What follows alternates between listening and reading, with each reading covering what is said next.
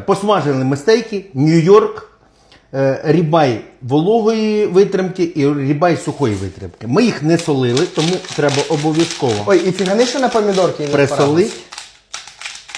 Макар, все як скажеш. Це нормально, я шарю в цій темі. Перчика трошечки. Ну і що, почнемо з Нью-Йорка? Давайте кожен зразу беріть по шматочку і пробуємо. Чікс. Красота.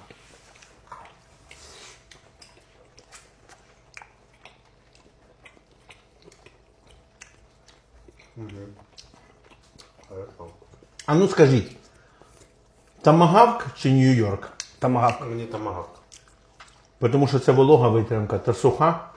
Но це прям смачне достойне м'ясо. В наступному відео будемо порівнювати рібай вологої і рібай сухої витримки.